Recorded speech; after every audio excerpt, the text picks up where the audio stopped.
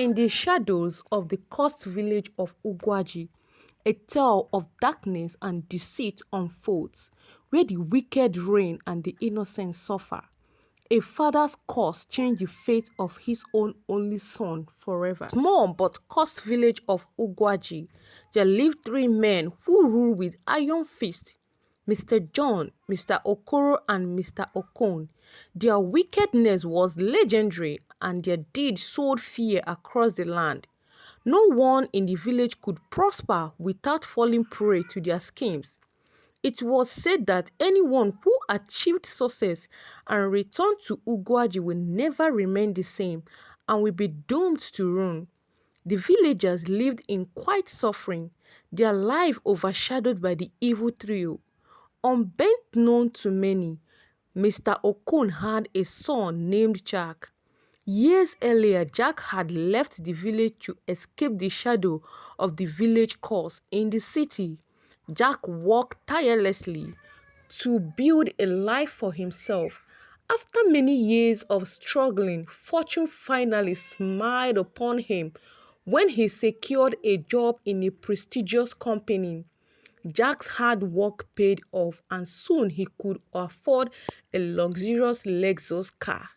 Life seemed perfect when he met Clara, a beautiful and a kind-hearted woman who loved him deeply. One Christmas, Jack decided to visit his father in the village and to introduce Clara to him. He also wanted to surprise his father with his success and a new car. Jack and Clara set out for the village, their hearts filled with joy and excitement. They stopped at the village market to buy fruits Jack loved so much as a child while he was in the village. As Jack was selecting fruits, an elderly man at his early 80s approached him. It was Okoro, one of the feared trio. Okoro stared at Jack in disbelief. "Is this not Okon's son?" he asked, extending a hand for a handshake. Jack nodded, confirming his identity.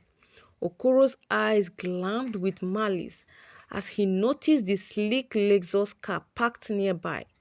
"Is this your car?" he asked Jack. Smiled proudly. "Yes, it is. I worked hard for it." Okoro's jealousy flared, seeing Jack's fiancée, Clara. He added, "Is this your wife?" Jack replied, "She is my wife-to-be."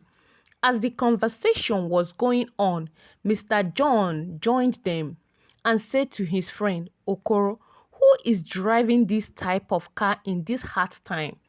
The man whispered to Mr. Okoro's ears, "Some people are wicked. How can someone be driving this type of car when we hardly eat?" Mr. Okoro quickly said to Mr. John, "This is Mr. Okon's son. He is the owner of this car." As they walked away, their minds were filled with envy. The two men conspired to ruin Jack and Clara.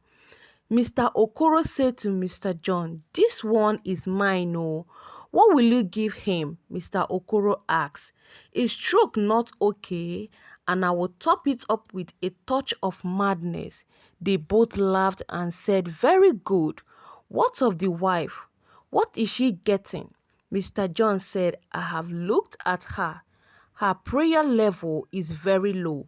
So barrenness, accompanied by waywardness, is perfect for her." Jack's father, who was coming out from the village square, sighted a clean Lexus car.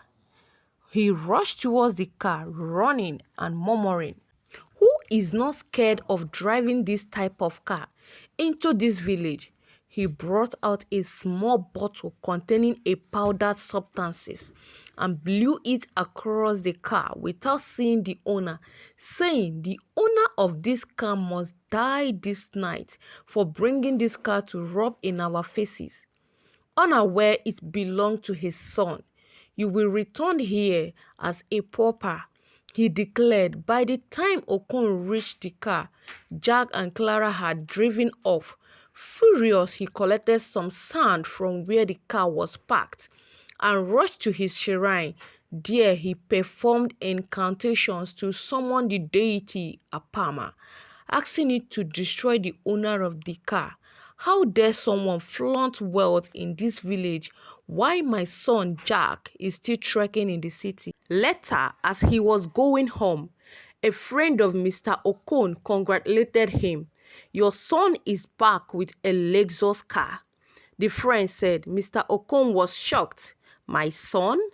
That can't be true, he replied. His friend insisted. I saw him at the market with Mr. Okoro. He has returned and he looked prosperous. Panic set as Mr. Okon rushed home.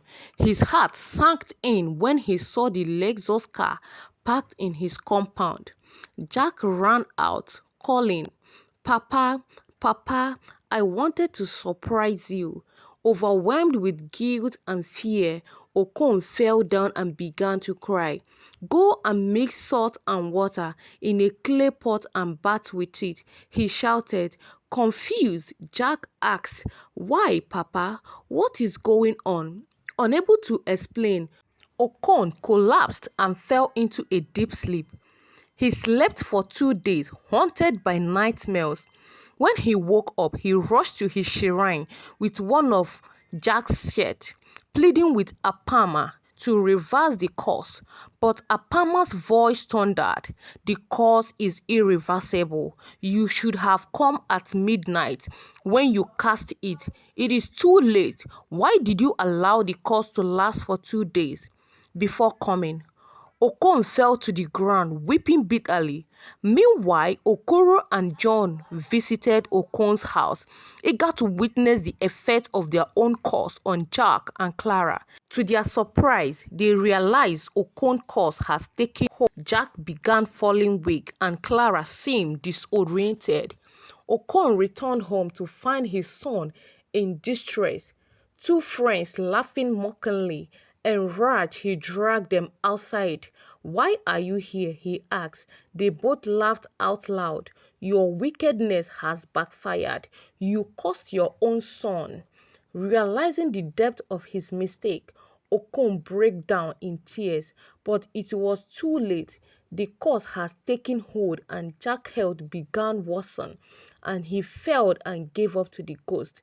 The villagers, hearing the story, turned and banished Mr. Okon and his two wicked friends, Mr. Okoro and Mr. John.